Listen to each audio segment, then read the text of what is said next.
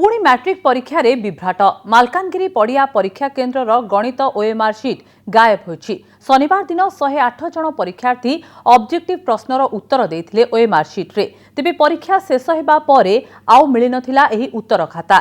घटना लोकलोचन को आसिबा परे जिला प्रशासन और पुलिस पक्षरु तनाघना आरंभ होइछि। सेंटर सुपरिटेंडेंट और डेप्यूटी सुपरिटेंडेंट और ऑब्जर्वर समेत 5 जन को अटक रखी पचराउचरा करुछि पड़िया पुलिस। तेबे प्रश्न उठुछि ओएमआर शीट न मिलिले 108 जन परीक्षार्थी मूल्यांकन किपरि हेबो। मैट्रिक परीक्षा रे पुणी विभ्राट मालकानगिरी रे ओएमआर शीट गायब। प्रथम दिन परीक्षा आरंभ हेउ ओडिया प्रश्नपत्र भाइराल हेबा घटना रे हईचई सृष्टि हेबा परे एबे सामना को आसीछि आउ एक सांघातिक विभ्राट। ये एपरि एक विभ्राट जहा जानिले आपण आश्चर्य होई जिवे। गणित परीक्षा परे गायब होई जाईछि 108 छात्र छात्री ओएमआर शीट। एभली संगीन अभियोग आसीछि मालकानगिरी जिलार पड़िया एसएसडी हाई स्कूल को। शनिवार दिन गणित परीक्षा होइतिला। प्रथमे ओएमआर शीट जरिया रे ऑब्जेक्टिव प्रश्नर उत्तर लिखिथिले छात्र छात्री। परे सब्जेक्टिव प्रश्नर उत्तर खाता संग्रह करी नोडाल सेंटर रे दाखल करिबा बेलकु ओएमआर शीट गुडी को पाई नथिले विद्यालय कर्तृपक्ष।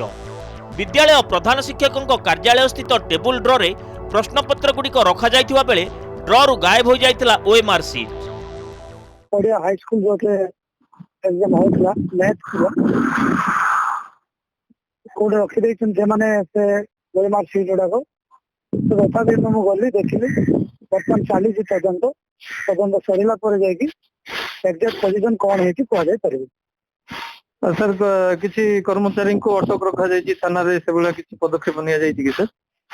हां ना सेटा तो मु जानि नै किंतु मु गला को समस्त को डाकिली पचरा पचरी करूछि सरी नाही तदंत चाली छी। कह जाए गणित परीक्षार प्रथम सिटिंग पर ओएमआर सीट गुड़िक अति बेपरुआ भाव प्रधान शिक्षकों टेबुल ड्र रे रखिथिले परीक्षा दायित्व थिबा डेप्यूटी सुपरिटेंडेंट आ नोडाल सेंटर रे परीक्षा खाता गुड़िक दाखल करने समय टेबुल ड्र रे नथिला ओएमआर सीट।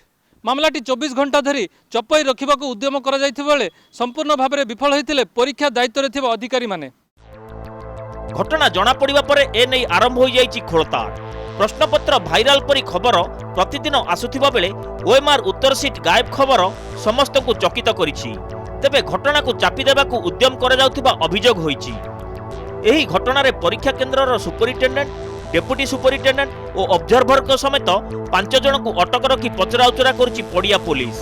सेमानक मध्य थिबा 2 जन शिक्षक बाहर विद्यालयर होइथिबा बेले सेमाने परीक्षा केन्द्र रे कोन करुथिले से नै उठिछि प्रश्न।